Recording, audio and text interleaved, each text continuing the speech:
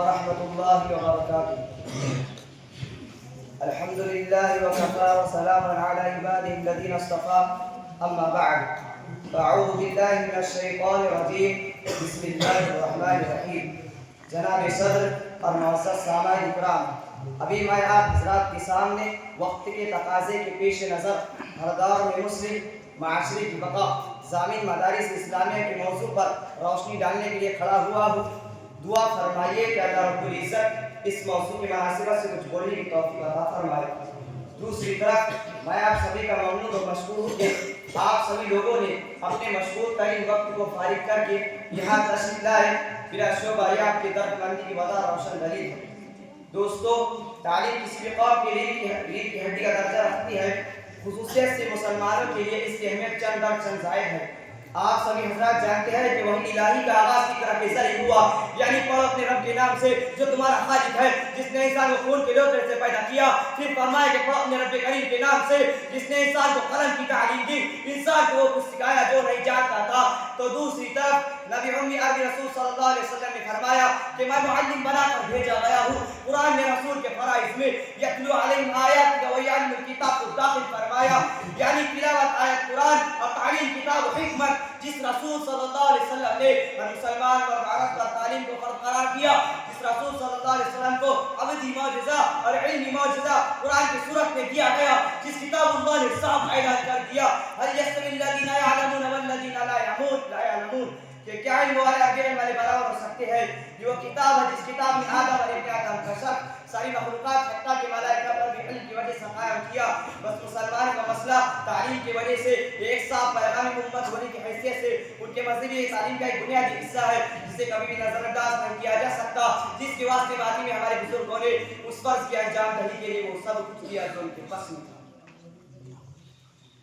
حاضرین کرام، یہ ایک ناقابل فراموش حقیقت ہے کہ تعلیم کی اشاعت اور خاص کر علم دین کی تحفظ و بقا کے لیے عظیم الشان خدمت ہمارے اسلاف نے بوریوں پر بیٹھ کر مادی تنگی کے باوجود انجام دی. انہوں نے معمولی پر حسبت اللہ اپنی بڑی بڑی صلاحیت لگا دی. دنیا آرام حاصل کو ترک کر کے اپنے بال بچوں کا پیٹ کاٹ کر ملت کے نونہالوں تک علم دین کا اس کے سب پہنچاتے ہیں.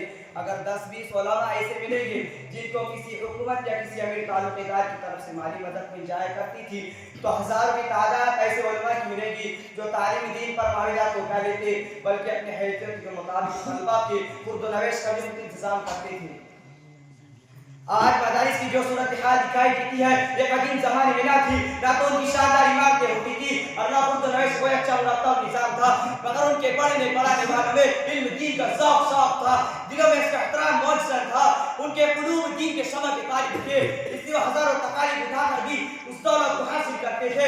انہی کوششوں کا نتیجہ تھا کہ شاہد کوئی بڑی مسجد ایسی ہو جہاں بھی ابتدائی و تنہائی طرح کے مدارس موجود نہ ہوں. حاضرین اکرام، سوچنے کی بات ہے کہ علماء کرام نے مدارس قائم کیے، مدارس میں اپنے وہ فرض انجام دیے کہ ان مسلمانوں کے معاشی حالات کا اعتبار کرتے ہوئے کفایت میں کام چلایا. ان مدارس نے کسی بے روزگار کو روزگار بنایا. ان مدارس نے سنت نبوی اور دین سے باہر ہونے کا ضابطہ سلیقہ سکھایا. ان مدارس نے ہر دور میں اصلاح کی کوشش کی تاریخ کے اوراق گواہ ہے.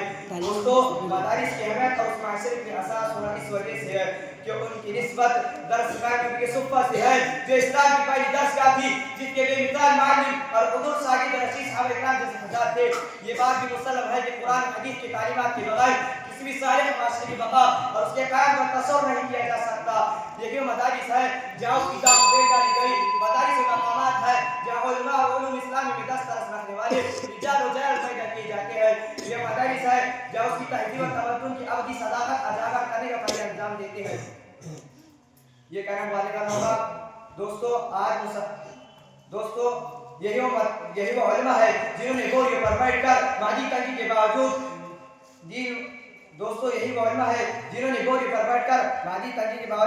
اپنے فرض کو انجام دیا. یہی وہ علماء ہے جنہیں دہلی کے چاندنی چوک سے پشاور کی جامع مسجد کے تمام درختوں پر لٹکایا گیا تھا.